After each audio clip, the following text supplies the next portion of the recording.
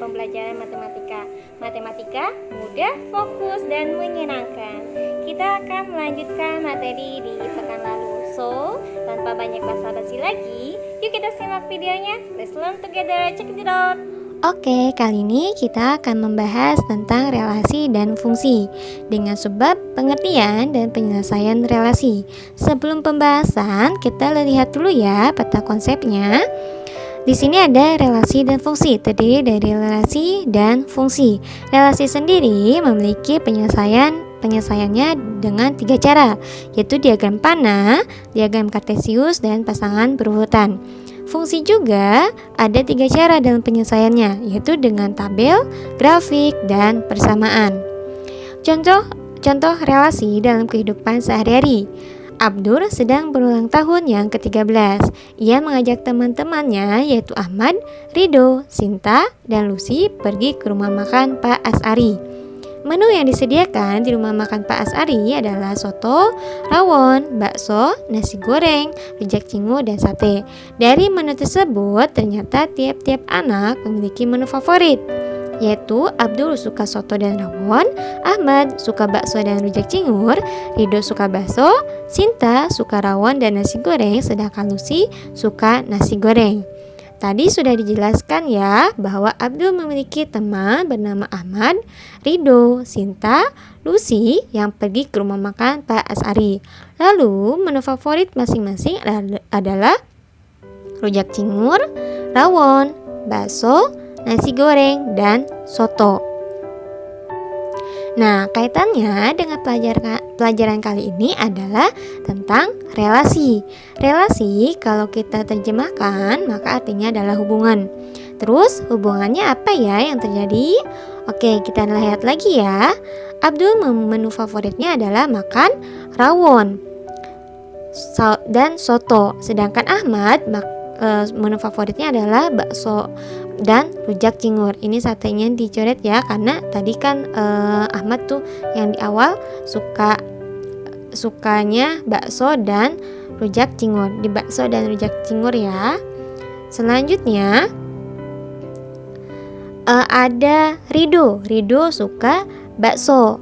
Sinta suka rawon dan nasi goreng. Sedangkan Lucy suka nasi goreng. Nah, terus hubungannya apa ya yang terlihat?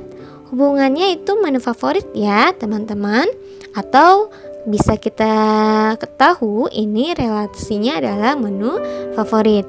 Tentunya kalian juga pasti ada kan menu favorit di rumah makan. Oke, kita perhatikan ini ya. Kita memiliki 2 kumpulan nih.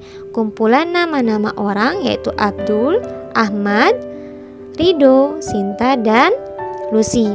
Terus ada kumpulan yang nama-nama makanan, yaitu ada soto, rawon, bakso, rujak cingur, nasi goreng, yang dihubungkan dengan relasi menu favorit.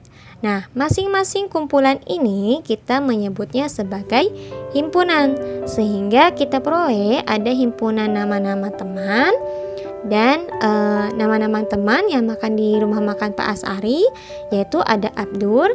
Ini himpunan ya. Himpunan A itu ada Abdur, Ahmad, Rido, Sinta, dan Lucy.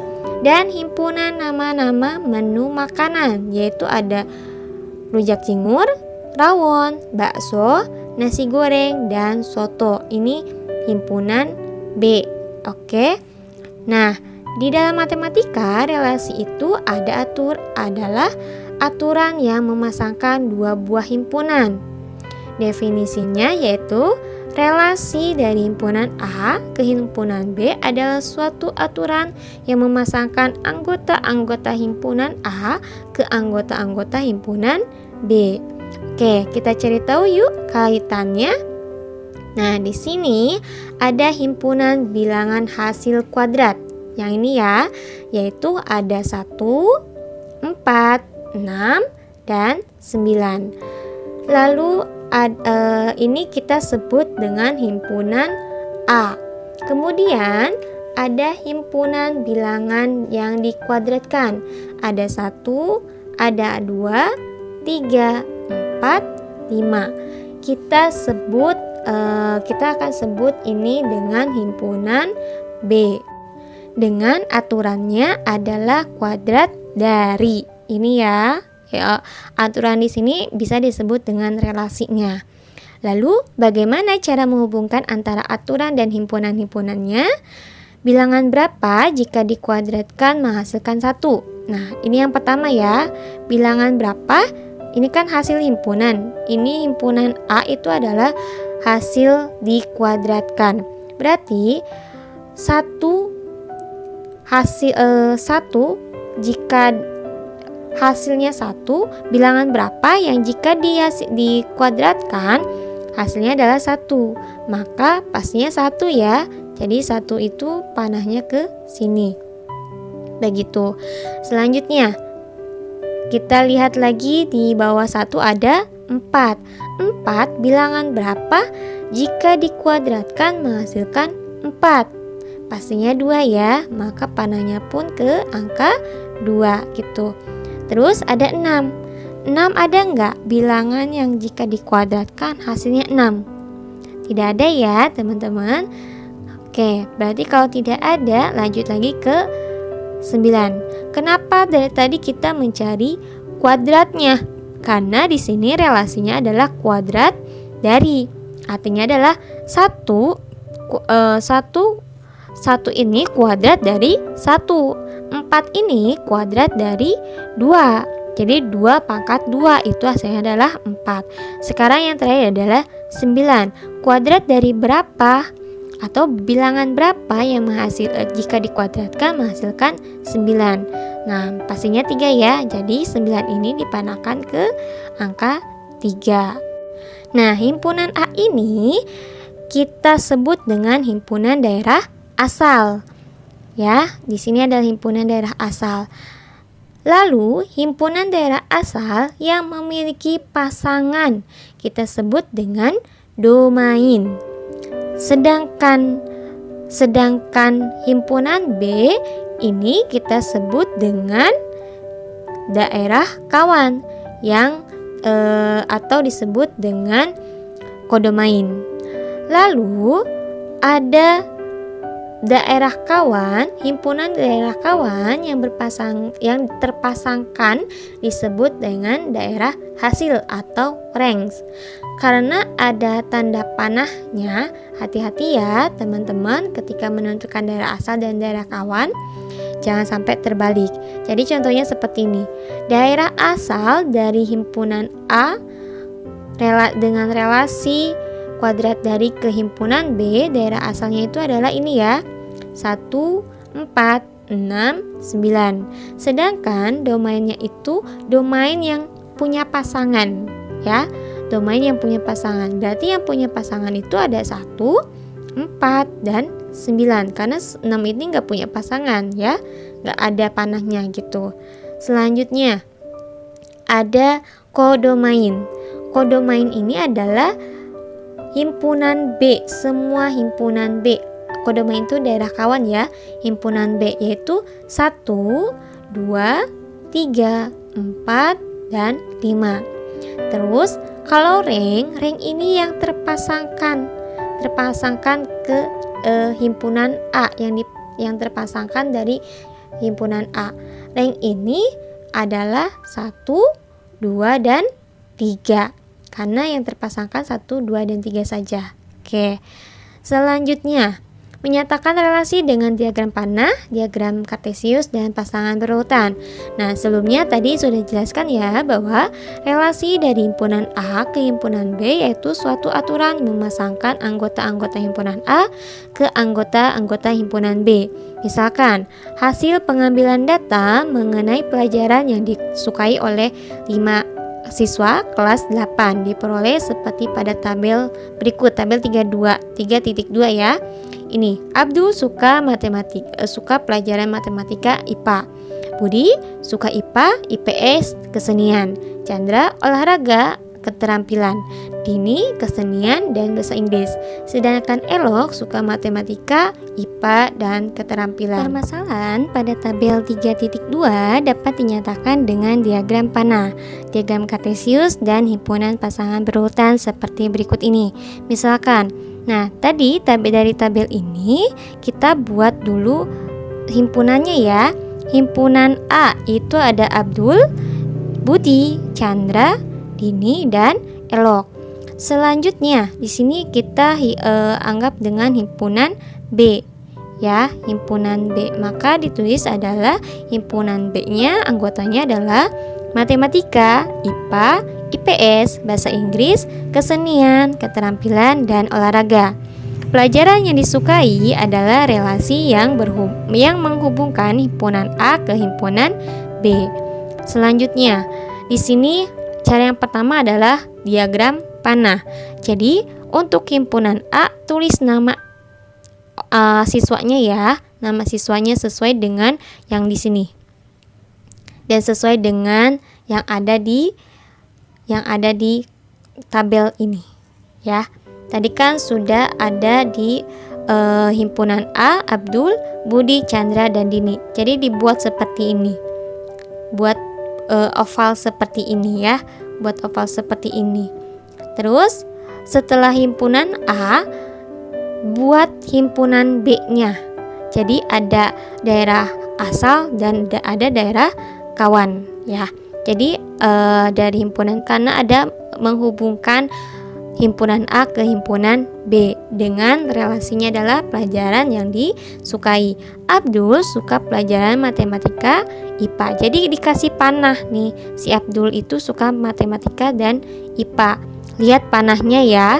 Terus Budi suka pelajaran IPA, IPS, dan kesenian. Lihat panahnya juga ya teman-teman ya. Karena ini disebut dengan diagram panah karena ada panahnya gitu. Gambar di samping menunjukkan relasi pelajaran yang disukai dari himpunan A ke himpunan B. Arah panah menunjukkan anggota-anggota himpunan A yang berelasi dengan anggota-anggota himpunan B gitu. Jadi hubungannya antara himpunan A dengan himpunan B. Selanjutnya, cara yang kedua adalah diagram kartesius. Cara kedua untuk menyatakan relasi antara himpunan A dan B adalah menggunakan diagram kartesius.